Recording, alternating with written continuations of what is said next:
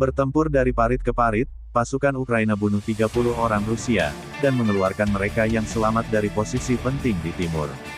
Salah satu brigade terbaru dan paling kontroversial di Angkatan Darat Ukraina mengklaim bahwa mereka berhasil menyapu bersih pasukan Rusia dari posisi pertahanan utama di selatan Bakhmut akhir pekan lalu. Pasukan Brigade Penyerang Ketiga menyerbu parit Rusia di tepi barat Kanal Donetsk-Donbas, yang membentang dari utara ke selatan melalui wilayah Donbas di Ukraina Timur dan menjadi jangkar pertahanan Ukraina di sekitar reruntuhan Bakhmut. Brigade Senapan Motor ke-57 tentara Rusia mempunyai pijakan di sisi terjauh kanal setinggi pinggang sampai Brigade Penyerang Ketiga dilaporkan mengusir Brigade Rusia tersebut dalam pertempuran parit jarak dekat yang mirip dengan apa yang terjadi pada Perang Dunia I. Kolonel Andriy Biletsky, Komandan Brigade Penyerang Ketiga, mengumumkan kemenangan taktis unit tersebut dalam sebuah video pada atau sebelum hari Minggu. Pihak Ukraina mengklaim mereka membunuh 30 orang Rusia dan menangkap 10 tahanan. Tidak jelas berapa banyak korban yang diderita Brigade Penyerang Ketiga. Beberapa pasukan Brigade Penyerang Ketiga pergi berperang dengan mengenakan kamera video kecil di helm mereka.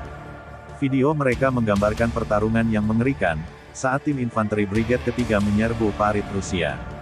Berteriak agar terdengar suara tembakan dan ledakan, pasukan Ukraina bekerja sama membersihkan ruang galian tempat tentara Rusia bersembunyi. Taktik mereka sudah familiar, namun sulit dikuasai. Secara bergiliran saling melindungi, tim kecil infanteri Ukraina maju di sepanjang jaringan parit, menembak dari sudut dan melemparkan granat ke dalam galian. Orang-orang Ukraina terdengar memberikan kesempatan kepada Rusia untuk menyerah sebelum menyerang mereka. Bukan karena belas kasihan, namun karena tahanan Rusia adalah sejenis mata uang yang dapat digunakan Kyiv untuk membeli kebebasan tahanan Ukraina yang ditahan di Rusia. Bagi Brigade Penyerang Ketiga, potensi pertukaran tahanan bisa jadi bersifat sangat pribadi. Brigade tersebut dibentuk di sekitar orang-orang yang selamat dari resimen Azov, yang bertempur dalam pengepungan brutal Mariupol, pelabuhan Ukraina di Laut Azov. Pasukan Rusia mengepung Mariupol tak lama setelah Rusia memperluas perangnya terhadap Ukraina pada Februari tahun 2022.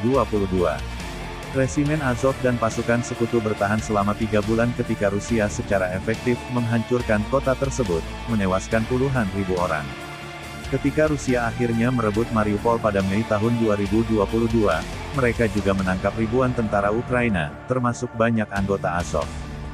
Dalam serangkaian pertukaran tahanan pada tahun berikutnya, pejabat Ukraina membebaskan beberapa veteran Mariupol. Namun, tampaknya masih ada beberapa ratus orang yang masih ditahan di penjara Rusia. Setiap orang Rusia yang ditangkap oleh Brigade Penyerang Ketiga bisa menjadi tiket pulang bagi anggota unit pendiri brigade tersebut. Namun Kremlin terkadang enggan membebaskan para veteran Azov. Dalam propaganda Rusia, semua pasukan Ukraina adalah Nazi, tetapi pejuang Azov khususnya adalah Nazi. Karena rezim Presiden Rusia Vladimir Putin menggambarkan perangnya terhadap Ukraina sebagai upaya untuk mendenazifikasi negara tersebut, para tahanan Azov adalah bukti bahwa Rusia menang. Jelasnya, Nazi tidak memerintah Ukraina atau mendominasi angkatan bersenjatanya. Namun memang benar bahwa kelompok relawan sayap kanan telah berperang di pihak Ukraina sejak Rusia pertama kali menyerang Ukraina pada tahun 2014.